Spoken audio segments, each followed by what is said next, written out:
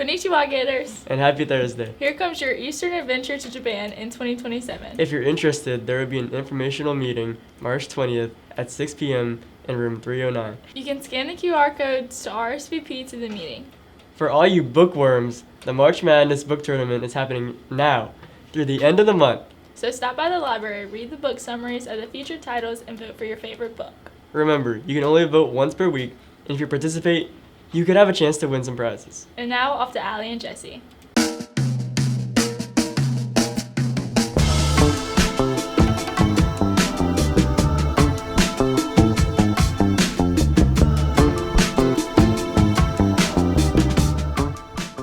Hi, I'm Coach Darren Cagnolotti, the head coach for Santa Maria bowling team, Gators and Lady Gators.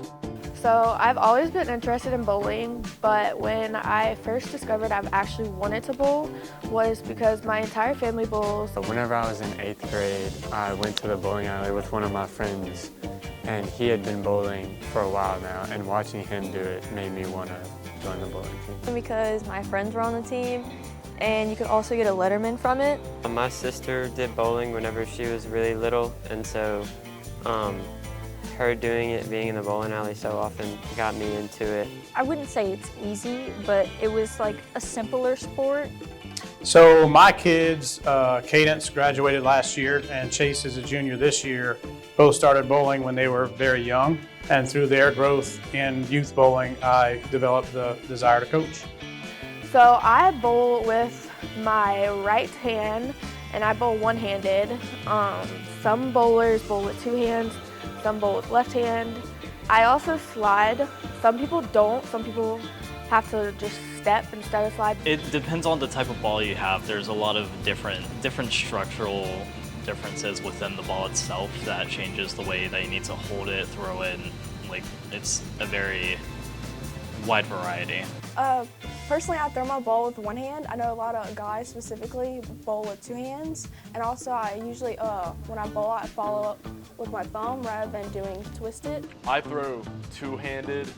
It's a very easy and more efficient way of bowling. The fall is really busy. There's a lot of different styles and a lot of different learning styles that the kids have. I have kids that come in who bowled when they were younger, so they have some experience and some knowledge, and most of the kids, though, on the teams haven't ever bowled competitively before, so it can be a pretty big learning curve, but it's really gratifying to see those athletes learn, and by the time we get to the first matches, be successful. It's really fun.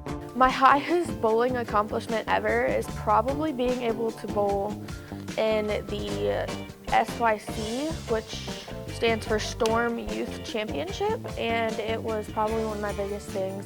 My highest game is a 256, I believe, and the highest score you can get is a 300. My highest score is a 298. I think this year's team stands a chance to do very well, both the Gators and the Lady Gators. We have a younger team on the Lady Gator side. We've graduated a bunch of kids the last couple years. So we have a core of girls who've been on the team for a couple years together now. And on the boys side, it's always really, really competitive, but we got some pretty talented kids on that team also. Some things that affect my bowling is definitely the lane, the people you're surrounded by, and the conditions, because sometimes you have to be able to adjust to the lanes. You have to be able to know what to do, when to do it, how to do it. The biggest thing I feel like that affects my bowling is my torso, because I feel like, especially when your pivot foot, if it's more pigeon-toed, you're gonna lean over and your arm's gonna over-adjust. So just trying to keep everything linear. Whenever I bowl, I like to take a second to think about what I'm trying to do, because a lot of times I think about so much at once that I get distracted and end up throwing it the wrong way or just doing something random.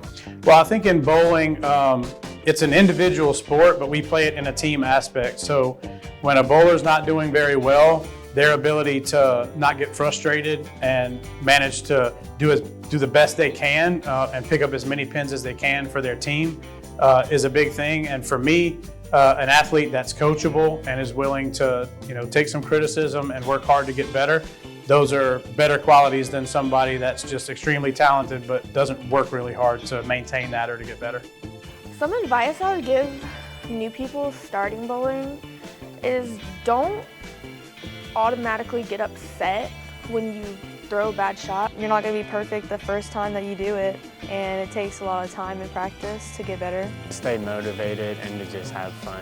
Everybody learns from mistakes, and that's the biggest thing you have to remember is that even if you mess up, it's okay. A lot of people tend to get stressed out because I did whenever I first joined the team, because there's so many people on the team that are so good, and you really just have to be patient with figuring it out. Be yourself, always try hard, never give up. Go Gators. Thanks, guys. Tomorrow morning, FCA will have a meeting. Everyone is welcome to join in the little theater at 7:10. And now on to lunch. Jambalaya, White beans, sweet potatoes, tossed salad, strawberry cup. and of course, your choice of juice or milk. Hey Kenny, how does a leprechaun get your attention? How? They say, look, Clover there.